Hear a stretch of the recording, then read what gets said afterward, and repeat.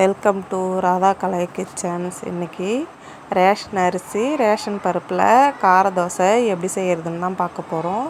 அதுக்கு 3/4 டம்ளர் அளவுக்கு துவரம்பருப்பு எடுத்திருக்கேன். 1/4 டம்ளர் அளவுக்கு கடலப்பருப்பு சேர்த்துக்கலாம். சேர்த்துட்டு இது ஒரு பாத்திரத்தில் கொட்டிக்கோங்க. இப்போ அதே டம்ளரால் 2 டம்ளர் இட்லி அரிசி எடுத்திருக்கேன், ரேஷன் அரிசி. அதை நல்லா கழுவிட்டு ஒரு 2 மணி நேரம் ஊற வச்சுக்கலாம். மிக்ஸி ஜாரில் சின்ன வெங்காயம், ஒரு 10 சின்ன வெங்காயம், வரமிளகாய், தேவைக்கேற்ப காரத்துக்கு தேவையான அளவு வரமிளகாய் சேர்த்துட்டு ஒரு 5 பல் பூண்டு சேர்த்துக்கலாம். இப்போ நம்ம ஊற வச்சுருக்க அரிசி பருப்பை மிக்ஸி ஜாரில் சேர்த்துட்டு தேவையான அளவு உப்பு போட்டுட்டு நல்லா நைஸாக அரைச்சி எடுத்துக்கலாம்.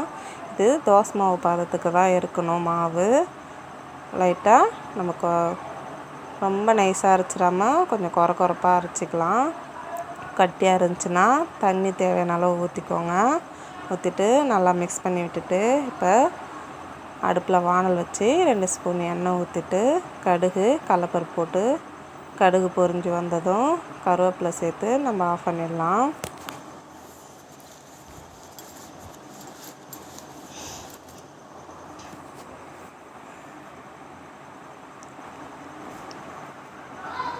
இப்போ இந்த தாளிப்பை நம்ம மாவில் சேர்த்துக்கலாம்.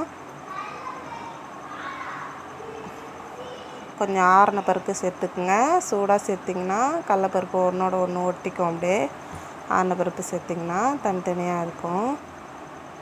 அடுப்பில் தோசைக்கல் வச்சு கல் சூடானதும் மாவு எடுத்து ஊற்றிட்டு மேலே எண்ணெய் ஊற்றி விட்ருங்க. ஒன் சைடு வெந்ததும் இன்னொரு சைடு திருப்பி போட்டுக்கலாம்.